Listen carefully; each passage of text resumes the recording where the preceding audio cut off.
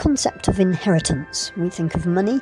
What if we all educated our own children? That would be a true inheritance. Would that lead to the same gross inequalities of wealth, gross inequalities of intelligence, IQ, wisdom, and all the antonyms of those? Would it equal out the wealth? Why? How? How to educate your own children? What would we find out about them and ourselves? Universal basic income is a concept, not a new one, but it's getting a resurgence because of the threat of technology. Technology is a monster. Non-fungible transfers, non-fungible assets are a monster. Artificial intelligence, digital realities take over real life. How long can we go on corrupting who we delegate to educate our children's authority? The absenteeism of the toilet pass taken on trust. The monopolisation of attention by poor behaviour, low-level disruption, contempt. Children are monsters. Here I present to you a teaching resource for your home and a comparison chart to help your student identify how they're feeling right now. Universal basic income, perhaps to a Brexit government, is a monster. It might produce a baby boom that might help pay for the older population that the Brexit government didn't manage to kill off during COVID. COVID saw a bit of an experiment in universal basic income. We were all paid to stay at home. Now, some people use that time productively, not sure if I did, and generated other income streams, they tend to be called, don't they? What those people produce, would that lead to inflation, and so the universal basic income would become less and less and cost any government more and more? Or would it be more equatable to how luxury goods industries in the ancient regime in France were produced for the very few by the masses? Labour-intensive luxuries could be improving the quality of human achievement and thinking and reason. What is universal basic income? It's an unconditional periodic cash payment that a government makes to everyone with no strings attached. There has been a British politician recently that's said handicapped people should qualify for their income support by working from home. It's their duty. Benefit income support is a very different thing. There have been winter fuel payments since the war in Ukraine and the Russia gas pipeline crisis. This is made to everyone regardless of need. Could this be the start of a piecemeal universal basic income? Writers, politicians and others have endorsed the idea of a minimum guaranteed income. Proponents include reformers who aim to address problems with the status quo and futurists who are more concerned about the threat of technological unemployment or see a basic income as a cornerstone of an eventual utopia. A utopia isn't only ever a good thing. Dystopia doesn't really need to exist as a word because someone's utopia is someone else's nightmare. Experiments have been done in a lot of countries, and it can substantially reduce severe poverty and associated miseries. It's not based on means testing, which means that a hedge fund manager and a homeless person receive the same amount.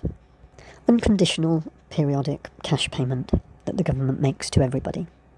Questions remain concerning the affordability of basic income and whether citizens who receive it would continue or seek to work.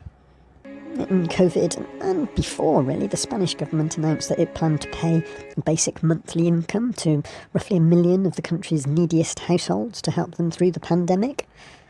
Where do they get the money from? Is it South American gold? Iberia does have a huge gold reserve. Britain sold off its gold. It just looks after other people's gold now. But what it invested that money in does enable it to carry out such policies. But it does need no more war. War is a parasite on finances and an opportunity for greed. Martin Luther King Jr., Napoleon, Thomas Paine, socialists and libertarians, Finnish bureaucrats, Silicon Valley tycoons. Some policies have a habit of creating strange bedfellows, but none more so than the idea of governments should guarantee their citizens a minimum level of income, not by creating jobs or providing traditional welfare, but by cutting cheques for the same amount to everyone. We are all subject to the algorithms that are learning to perform a growing number of blue and white collar jobs, which means that there may not be enough paid employment to go round. As an architect, I've found this to be true in a stagflation, stagnated economy, which is good for the environment. If people aren't travelling to work in their masses, it's good for the environment. Could basic income, universal basic income, save the planet? In the 1970s, the 1980s and the 1990s, there were student grants offered by the British government to the most able students to go to university and continue education. These have dwindled and now there's student debt, which feeds a First Testament economy. After winter fuel payments, could reinstating student grants from government be the next step towards a universal basic income? That grand experiment. Can those students, highly educated students, then become overseas foreign workers for countries that need them? Do they become a welfare export, perhaps a little bit like the Philippines exports so many nurses? The Iroquois Native Americans were farmers, not foragers, and made an impression with their way of life on Thomas Paine and Henry George. AI will, like all human invention, take from society. It will dispossess more than half the inhabitants of every nation of their natural inheritance without providing for them. It, as ought to have been done, without the triumph of greed.